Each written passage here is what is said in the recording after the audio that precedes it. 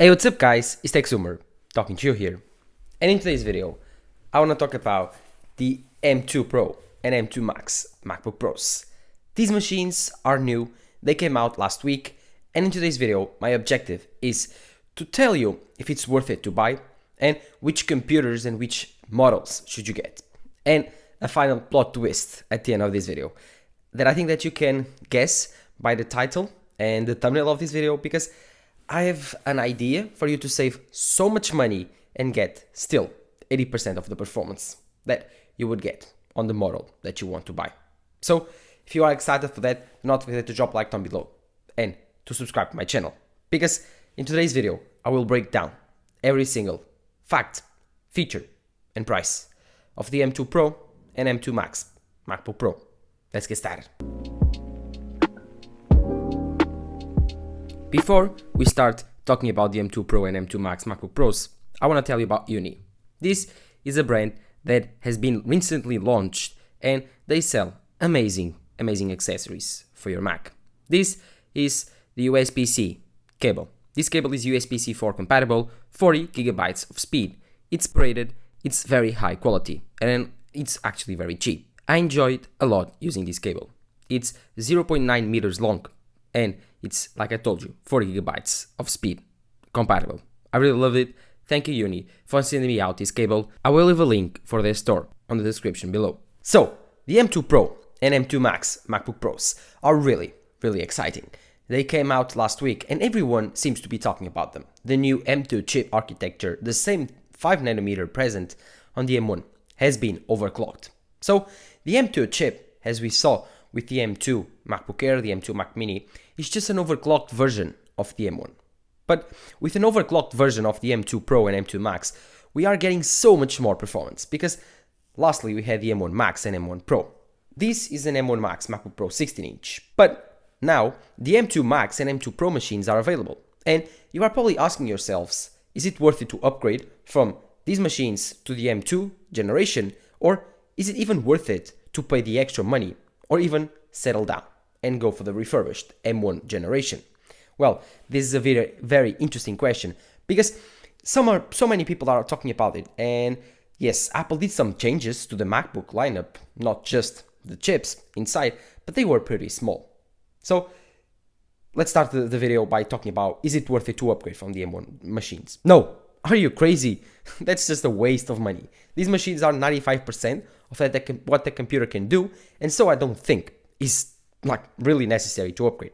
Even if you want HDMI 2.1, even if you want other features coming with this Mac like Wi-Fi 6E, doesn't make any sense that you would spend extra money on that, like really thousands of dollars on it. These machines have held up so well that it doesn't make any sense to upgrade from them. I will be using this computer until it dies. So for me and from 99.9% of people that have these computers, is not worth it, because the jump in terms of performance from the M2 generation for the M1 is not that big. Imagine, the M2 MacBook Air had a jump of 15-20% of CPU power in real world and about 25 to 30% of GPU power, which in real world actually translated in about the same performance. Yes, I know, the M1 Max machines were very powerful, but the M2 Max is even more powerful according to Apple. On Apple's website, you can see it's like 10 to 15% more powerful in certain apps like video encoding or video editing performance. But those 10% in a 10-minute export is 1 minute faster. Would you spend the extra $1,000 now selling your computer, buying a new one for just 1 minute? It doesn't make any sense. That minute, even if you extrapolated every single day, a video every single day, you would save 7 minutes per week, would be around 30 minutes per month, half an hour per month. That's not really enough. Like, it's 6 hours per year for, I would say, $1,000. Can you gain those $1,000 in those 6 hours? You probably can, but it doesn't justify for most people. So, in my opinion, I don't think it's really that worth it. Then there's the fact that people are asking themselves, oh, is HDMI 2.1 worth it? Do you have an 8K screen lying around somewhere? Do you have an 120 frames per second 4K capable screen lying around somewhere so you can use HDMI 2.1? No, you don't. You probably don't. And so again, it's not worth it to upgrade from the HDMI 2.0 to the HDMI 2.1. And my last question is to you, Do you have a Wi-Fi 6E router at home? And if you do, are you willing to pay the extra $1,000 or the extra $700 to upgrade your computer just to have a Wi-Fi 6E enabled device? I don't think you are, and that's why I think everyone in their right minds having these machines won't upgrade. Doesn't make any sense, and in my opinion, they won't do it. Even Marques Bradley for MKBHD channel is not doing it. So even if that guy, which takes their technology to extremes in terms of performance, will not upgrade, why would you? So yeah, this is settled. I don't think if you have an M1 machine from last generation, 2021, you shouldn't upgrade. It's just not worth it. It's a waste of money. And I think even that if you are looking for a machine and right now you are indecisive between the M2 Max and the M2 Pro, if you are not certain that you really want those machines, then the M1 generation refurbished on Apple's website with a new battery, with new things. Apple just replaces everything, gives you a new warrant. It's just like buying a new device, but just for cheaper. I think that the M1 generation is so much better. You can find the 14-inch MacBook Pro for $1,500, the 16-inch MacBook Pro for $2,000, all of those with the M1 Pro chip, the 16-inch with the non-binned version, the 14-inch with the binned version. Still, they are amazing machines. They have 16 gigabytes of RAM, they have 512 gigabytes of storage, they have amazing ProMotion mini LED display present on the M2 Max, most expensive MacBook Pro 16-inch. They do still have the same amazing speakers, the same amazing design, the same amazing hardware, incredible trackpad, incredible keyboard. All of those amazing features found on these incredible laptops are present on the refurbished MacBook Pros found on Apple's website. So I don't think it's worth it to pay double the price, to pay sometimes triple the price for those computers that you can just get by the M1 generation. Yeah, I don't think for people looking for a new computer, they don't need the extra performance. The M2 Pro and M2 Max are going to solve that much. But for people that are really, really tech savvy, they really need a Wi-Fi 6E computer, they really want one, they really want HDMI 2.1, and they really want that extra 25 to 30% jump in terms of performance. And they don't have the M1 generation MacBook Pro 16-inch, they kept on and held on to their Intel machines. Yeah, the M2 Pro and M2 Max machines are amazing upgrades. But still, I will recommend the M1 generation. I do love the M1 generation. I won't be buying the M2 generation, that's for sure.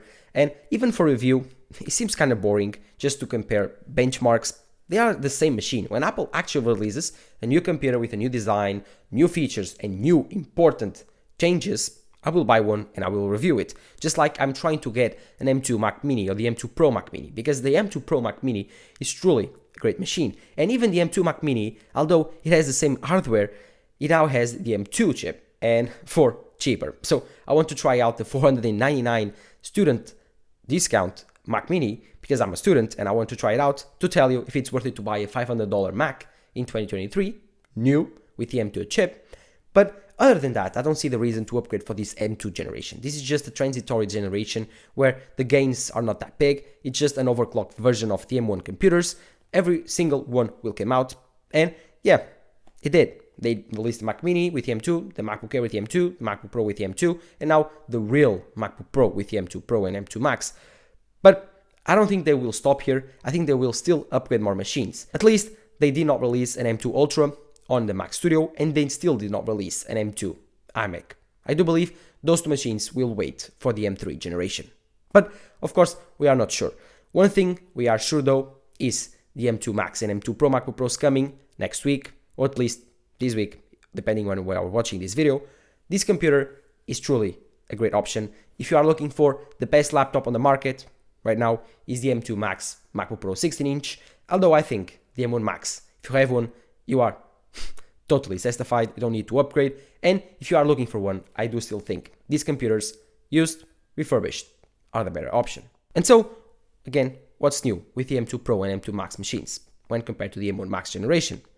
Well, like I was telling you, HDMI 2.1, Wi-Fi 6E. Nothing else is new. It's just the chip, of course, the M2 Max, the M2 Pro. Other than that, not much changes. But let's now analyze the M2 Pro and M2 Max and see which versions, like forgetting about this M1 Max version that I totally recommend you right now, which versions should you get? Well, on the M2 Pro, starting by that, I think that you have two options, 14-inch and 16-inch. I think that the 16-inch machine is the machine that you really want if you want a bigger screen. If you want a bigger screen, don't even think about the 14-inch computer and go for the M2 Pro 16-inch. And if you start with the M2 Pro 16-inch, it will start at $24.99. Expensive, I know, but in my opinion, really worth it. I think that is now worth to upgrade over the M2 Pro. If you want a little bit more than that, just buy the M2 Max. Spend the extra $200-300, get the M2 Max that starts at $28.99, I think, and then you will get 32 gigabytes of RAM and the M2 Max chip. I think that the M2 Max is truly the best version of the MacBook Pros. I think that the M2 Max, I wouldn't recommend getting on the 14-inch. If you want a 14-inch more affordable and portable form factor, then just go for the M2 Pro. The difference is not that much because the M2 Max will probably throttle a little bit on the 14-inch machine. So if you are looking for a portable 14-inch computer, the base model, in my opinion, is the best value. Although, is also some value hidden on the 1TB with 16 gigabytes of memory. But I think you would be better out just getting the 512 and getting the 1TB external SSD. But some people don't like to carry around an external SSD, so I think that buying extra storage on a laptop makes sense. Other than that, I think that you should spend the extra money on the M2 Max if you are looking for the most performance and the most amount of thermal capabilities. So I think that 16-inch is the best version for you. Do not spend more than 4 terabytes on your computer, but at that point, just you are a professional, you want what you want, you really buy what you really need, and so you have the almost unlimited budget to buy a MacBook Pro. But if you are more of a normal consumer, I would advise you going for the base model $1999 14-inch MacBook Pro. It has an M2 Pro chip, amazing chip found on the M2 Pro Mac Mini, and I think that you will be more than satisfied with 512 gigabytes of storage. If you need more, buy extra storage, but if you don't, you will be more than satisfied with 512, and 16 gigabytes of RAM is way more than enough. Now, on the M2 Max, Apple has gone completely overkill and added the 96 gigabyte version. This is just insane. At the time, I did not buy the 64 gigabyte version for my MacBook Pro because I thought that was too much. I bought the 32 gigabyte version, and now Apple has available a 96 gigabyte version. Oh my god, I want to talk about to someone that bought one of those computers so they can justify to myself, why would you spend that much money on RAM, on unified RAM on top of that, and on a MacBook Pro that I never maxed out the 32 gigabyte version of my MacBook Pro in terms of RAM. But let me know in the comments down below what you think. Do you think that the M1 Max is still the better value hidden here, or do you think that it's still worth, or do you think it's still worth it to buy the M2 Pro and M2 Max over the M1 Pro and M1 Max MacBook Pros? Let me know in the comments down below, and while you're there, do not forget to drop a like down below on my channel, subscribe also, turn on the notification bell so you don't miss any of my next videos. This has been TechSmart talking to you here. Bye bye.